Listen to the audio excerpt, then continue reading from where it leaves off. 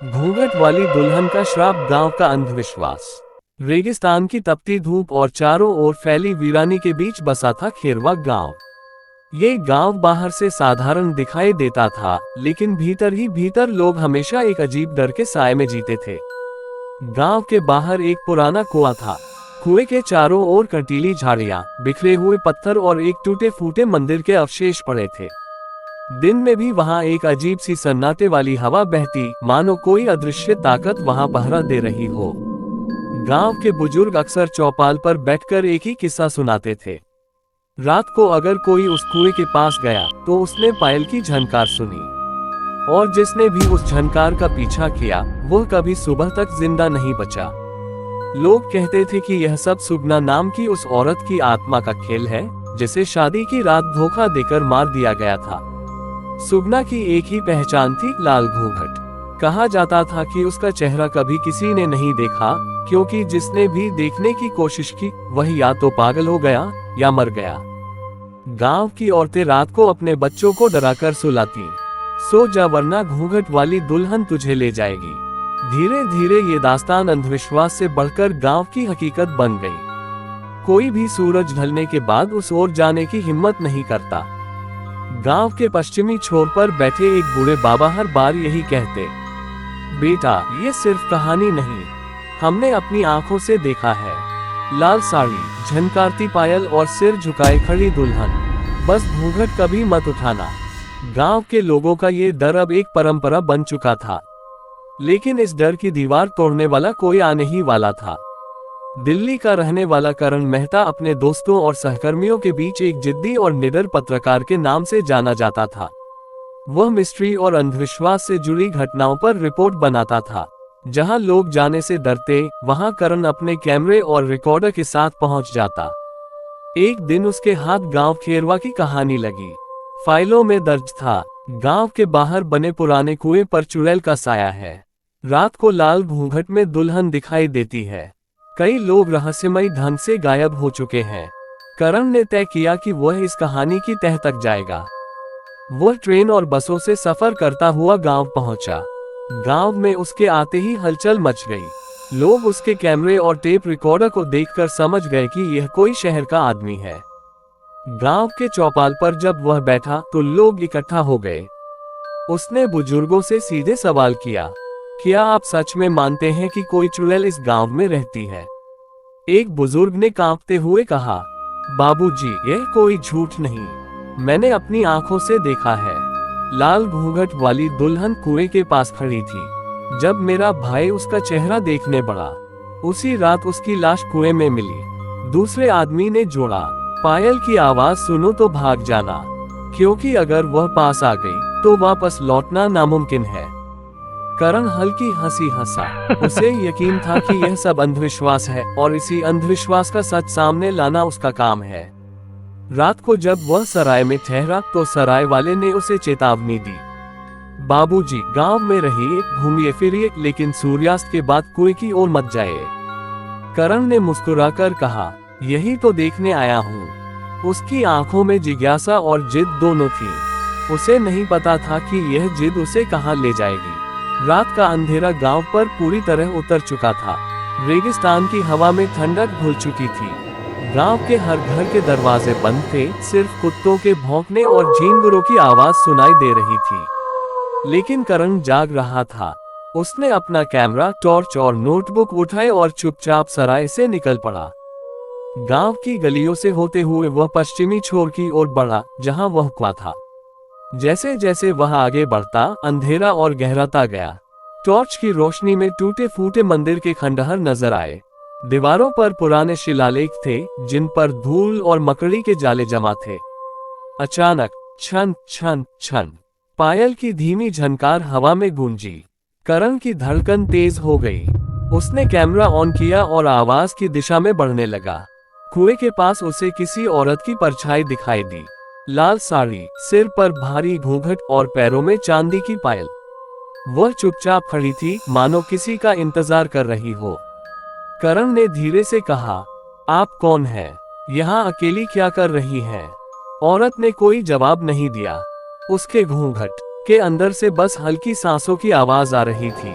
करण ने साहस जुटाया और कैमरा जूम करके रिकॉर्डिंग शुरू की। उसी पल ठंडी हवा का तेज झोंका आया और टॉर्च बुझ गई। अब वहां सिर्फ अंधेरा था और वह लाल परछाई। अचानक कुएं से एक अजीब सी कराहट सुनाई दी। ऐसा लगा मानो किसी औरत को कुएं में जिंदा फेंका जा रहा हो और वह अंदर से मदद के लिए चिल्ला रही हो। करण के कानों में शब्द गूंजे, मुझे बाहर निकालो, मुझसे धोखा हुआ है, मुझे इंसाफ चाहिए। करण का गला सूख गया। उसने टॉर्च दोबारा जलाने की कोशिश की। जैसे ही रोशनी जली, वह दुल्हन उसके बिल्कुल सामने खड़ी थी। बस घूंघट अब भी चेहरे पर था। करण के हाथ कांप गए। उसने हिम्मत करके कैमरा ऊपर किया और उसी समय औरत ने अपना सिर धीरे धीरे ऊपर उठाया। घूंघट हल्का सा सरक गया। करण ने आंखें फाड़ी। उसे बस जलती हुई लाल आंखें नजर आई और फिर चारों ओर सन्नाटा छा गया। करण ने जब उस लाल आंखों वाली परछाई को देखा तो उसकी रीढ़ में सिहरन दौड़ गई। उसके हाथ से कैमरा लगभग छूट ही गया। वह पीछे हटना चाहता था, लेकिन उसके पैरों में जैसे किसी ने अदृश्य जंजीर बांध दी हो। लाल घूंघट वाली दुल्हन धीरे धीरे उसकी ओर बढ़ी। पायल की झनकार हर कदम के साथ तेज होती गई। अचानक कुएं से भयानक कराह निकलने लगी, जैसे कई लोग एक साथ मदद के लिए पुकार रहे हों। पानी का स्तर अपने आप ऊपर उठने लगा और कुएं से हड्डियों के ढांचे बाहर निकलने लगे। उनके कंकाल हाथ ऊपर की ओर फैले थे, जैसे वे बाहर निकलने की कोशिश कर रहे हों। कुछ के जबड़े हिल रहे थे, मानो चीख रहे हों, लेकिन आवाज सिर्फ कराह की तरह सुनाई दे रही थी। करण का दिल जोर जोर से धड़कने लगा। उसने टॉर्च की रोशनी घुमाई। वह देखता है कि कुएं के चारों ओर की मिट्टी हिल रही है और वहां से भी पुराने सड़े गले शव बाहर निकल रहे थे। हवा में अचानक सड़ांध भर गई। चारों ओर कौवों और चमगादड़ों की आवाज गूंजने लगी। लाल घूंघट वाली दुल्हन ने अपने हाथ उठाए और कुएं की ओर इशारा किया। तुरंत ही वे सारे कंकाल एक साथ हिलने लगे। उनकी खोखली आंखों से खून टपकने लगा और वे कुएं से बाहर आकर करण की ओर बढ़ने लगे। करण बुरी तरह डर गया। उसने कैमरा संभालने की कोशिश की, मगर उसके हाथ कांप रहे थे।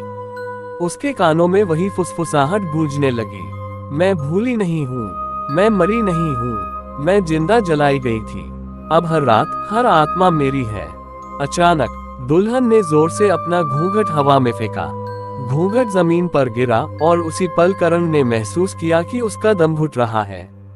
उसे लगा मानो किसी ने उसके गले पर बर्फ सी ठंडी हथेली रख दी हो। करण घबराकर जमीन पर गिर पड़ा। उसने कैमरा घसीटकर अपनी ओर खींचा और बटन दबाया। रिकॉर्डिंग चालू हो गई।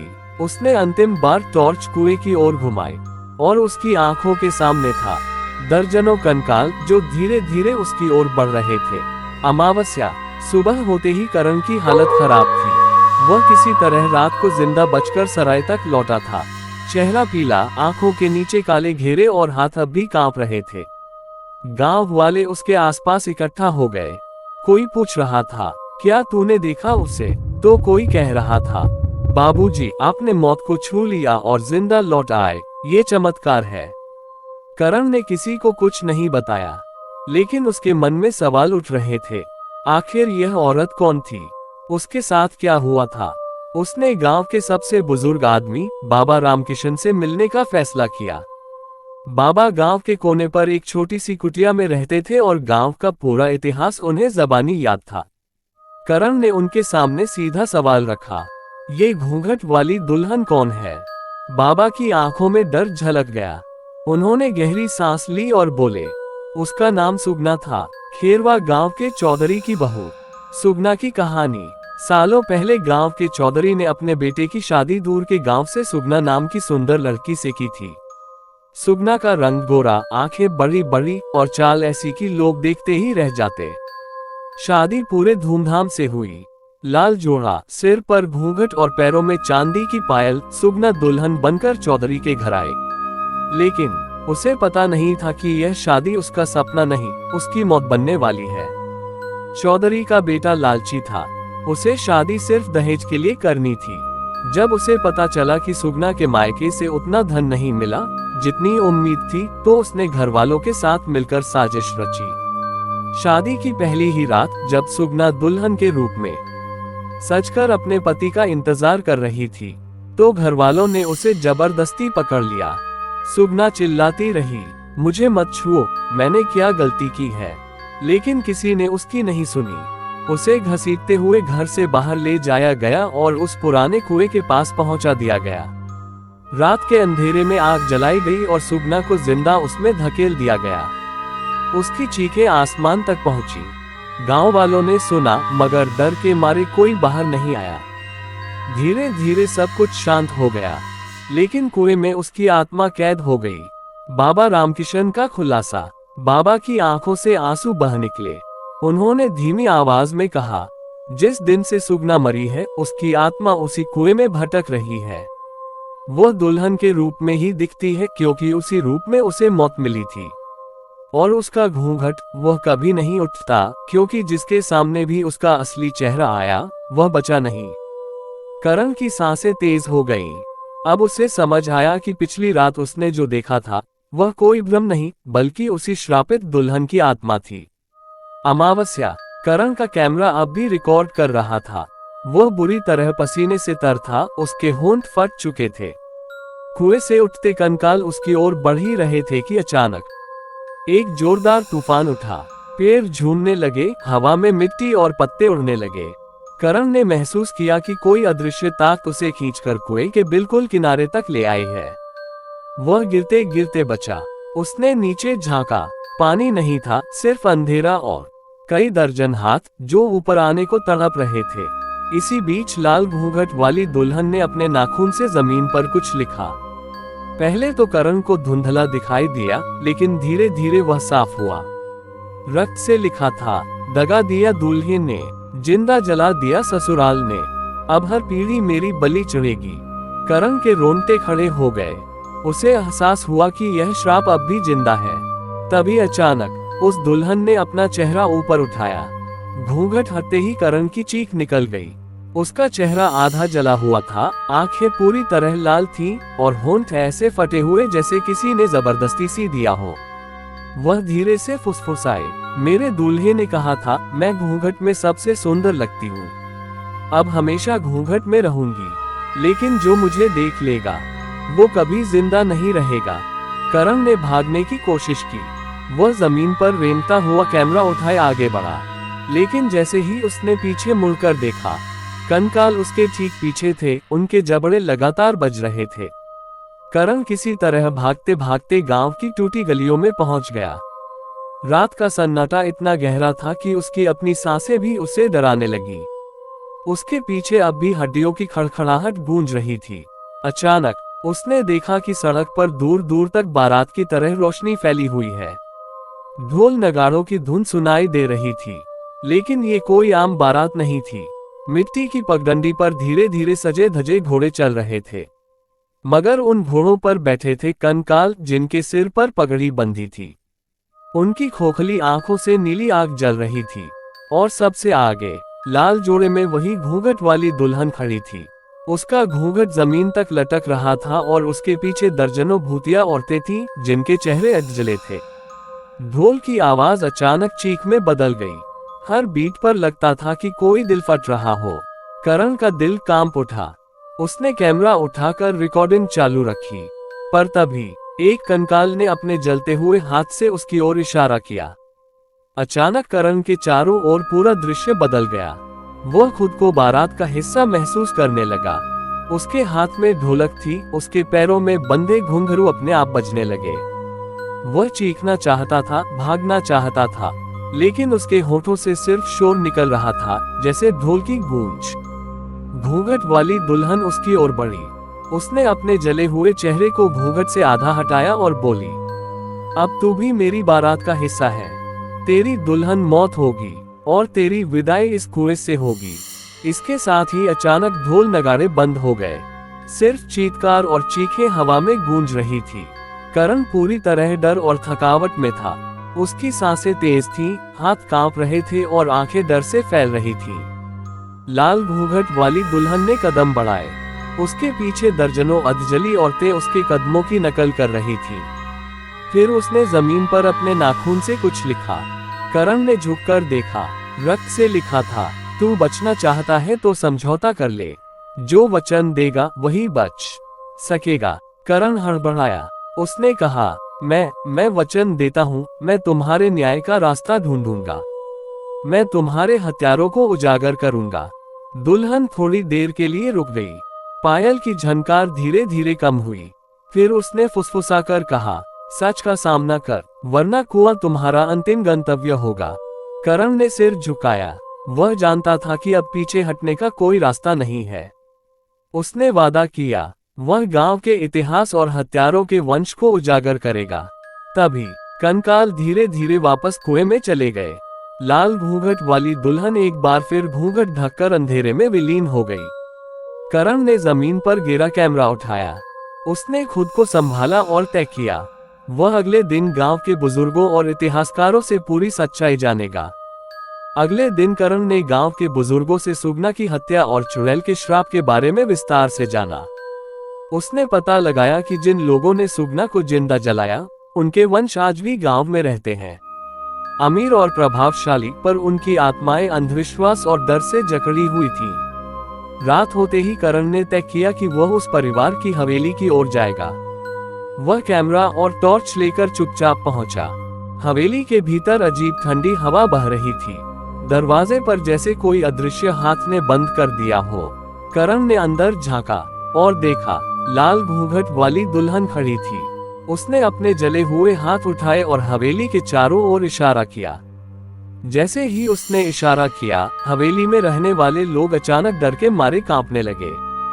फिर चुड़ैल ने जले हुए नाखून से हवेली के फर्श पर कुछ लिखा, हर पीढ़ी की गलती का बदला अब लिया जाएगा, आज तुम्हारी बारी है।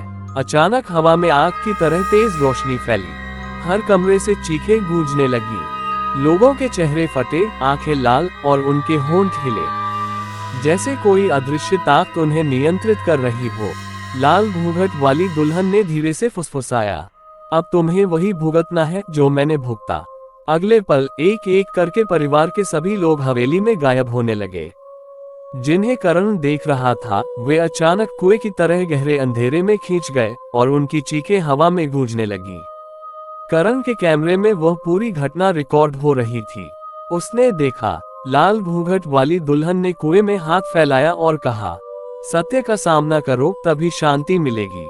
अगली सुबह करण ने हवेली से जिंदा लौटकर कैमरा देखा, लेकिन जैसे ही उसने रिकॉर्डिंग प्ले की, उसका चेहरा और भी भयावह हो गया। कैमरे की स्क्रीन पर लाल घूंघट वाली दुल्हन कैमरे की ओर बढ़ रही थी। कुएं से बाहर निकलते कंकाल उसके चारों ओर मंडरा रहे थे। हवेली में गायब हुए लोग अचानक सामने खड़े हो गए, लेकिन उनके चेहरे सड़े और अध जले हुए थे।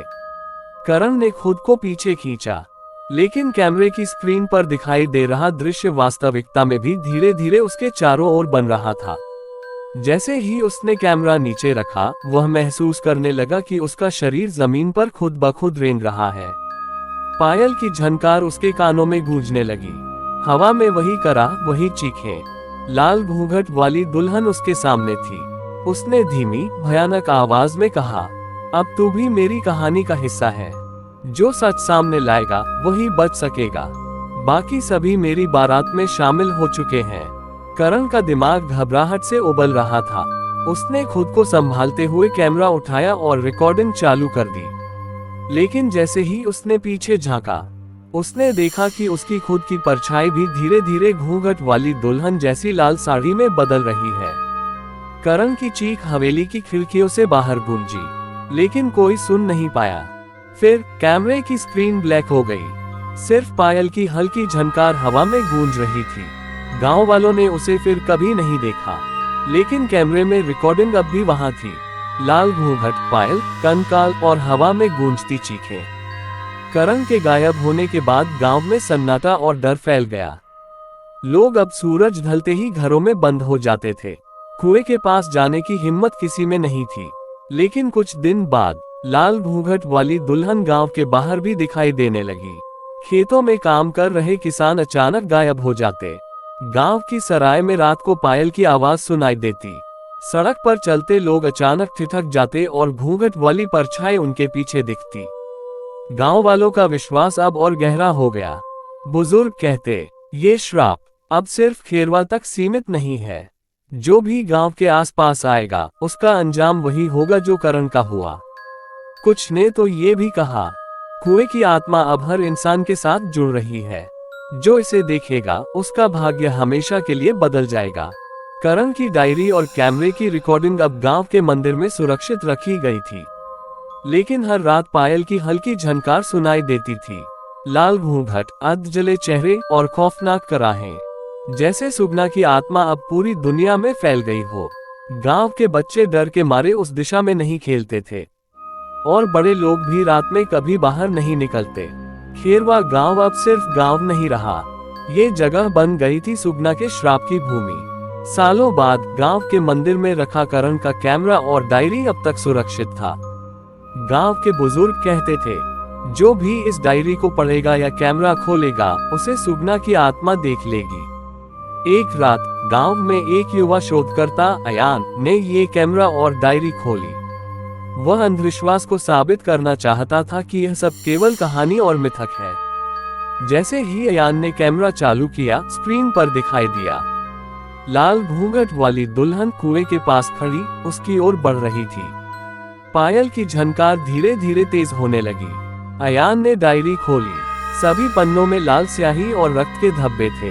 हर पन्ने पर लिखा था, सत्य का सामना करो वरना मेरी बारात तुम्हारे साथ आएगी। अचानक कमरे का तापमान गिरने लगा। अयान की सांसें बर्फ जैसी ठंडी हो गईं। उसने पीछे देखा, दुल्हन अब कमरे में खड़ी थी। उसका चेहरा आधा जला हुआ, आंखें लाल और हाथ फैलाए हुए। अयान ने भागने की कोशिश की लेकिन पैर जमीन में अटक गए। कैमरा अपने आप रिकॉर्डिंग कर रहा था और स्क्रीन पर दिखा, अयान की परछाई धीरे धीरे लाल साड़ी में बदल रही थी। पायल बज रही थी। हवा में वही कराह, वही चीखें गूंज रही थी। अयान की चीखें धीरे धीरे हवा में खो गईं। मगर गांव के लोग कहते हैं, अगर रात में पायल की झनकार सुनाई दे तो समझो घूंघट वाली दुल्हन कहीं आसपास है और जो देखेगा उसका अंजाम वही होगा जो करण और अयान का हुआ। और इसी तरह सुगना का श्राप कभी खत्म नहीं हुआ।